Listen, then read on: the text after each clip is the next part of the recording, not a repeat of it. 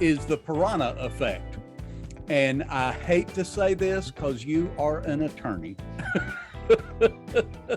but I have already seen it. Last night, I very quickly did a search on SBC abuse cases or something like that. I can't remember the exact phrase, but just one phrase that I searched, and I came up with over a dozen law firms who have already created web pages and landing pages that go into detail of how they're willing to represent you if you think you've been accused. You can get a free consultation, you know, and I mean, it is the piranha effect, man. Boy, they are out there already. And these were all just, these were advertisements.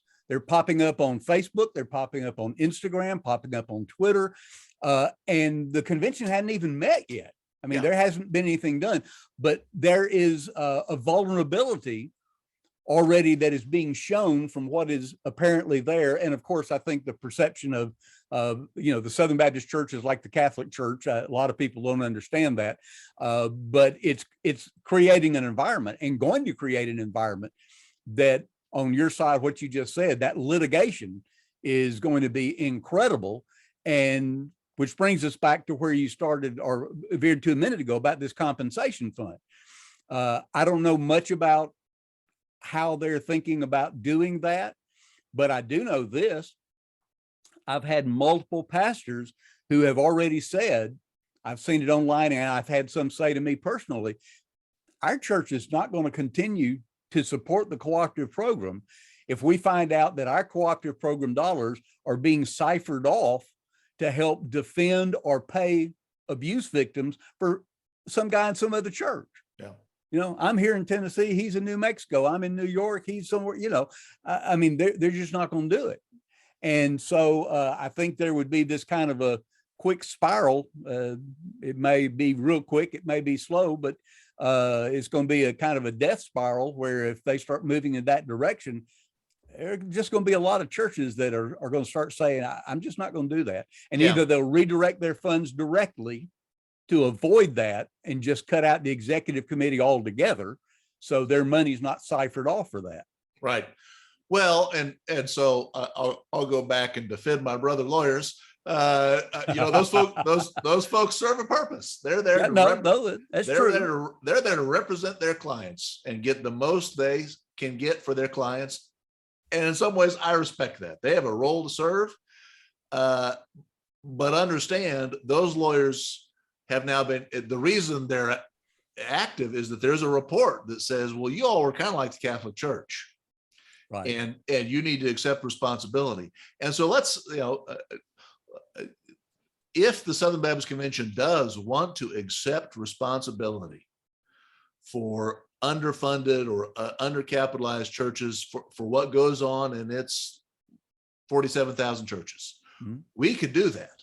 We could vote to become responsible for what happened at 47,000 churches. We didn't budget for that. And so in some ways, as the lawyer, I'm just concerned the convention knows the promise it's going to make.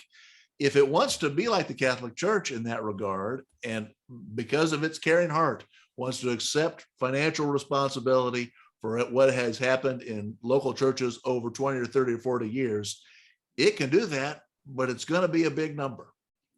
And so historically, what we've said is we cooperate. We're like a vendor. You send us the money and we do a very specific thing, but none of us are complicit for the sins of what happens in other local churches. You have to do something pretty flagrant for us to say, we won't even cash your check. That's been the Baptist way for a long time. And that's enabled us to not be a denomination, but cooperate. If instead of that model, we want to change to say, no, we're also going to provide a backstop for local churches that didn't do the right thing, we could do that. And that's why lawyers are saying, we've got a report right here that says you're like the Catholic Church. Right. Well, yeah. And they're advertising for class action lawsuits and the whole thing. But my question goes back to what we talked about a second ago about the autonomy, though.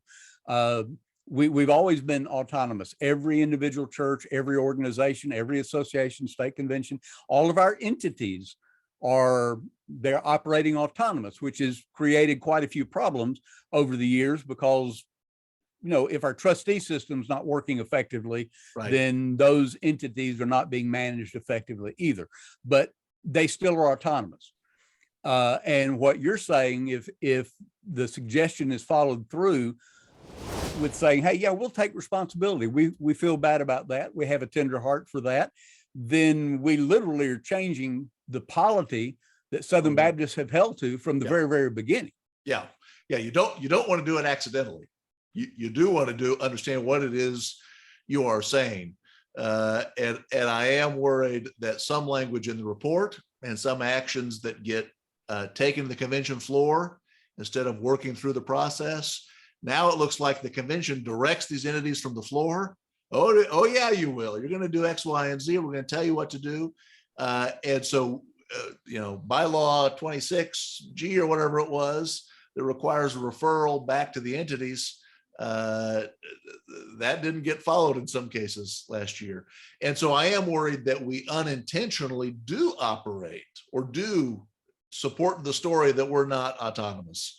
We do have to observe our autonomy. So it is a decision point for messengers to insist if we want to be autonomous, if we're making charitable offerings, not legal responsibilities, we do need to be very careful about the words we use and the structures we invent and the responses we make. We want to be sure if we want to be in control of our decisions. At some point, it's not so much the class actions that weigh down an organization. It's just the number of lawsuits. You get so many claims, and there's not enough assets, and there's not enough insurance. And then in that case, the organization just throws up its hands and say, Judge, we need a judge to tell us what to do because we got too many claims and not enough money. And so, yeah, I am worried that churches won't want to be associated with an organization in the throes of chaos for 10 years. But I'm also worried there are just enough claims that roll in and we've accepted responsibility for them. And there's not enough money that we then lose control of the decisions we make. There's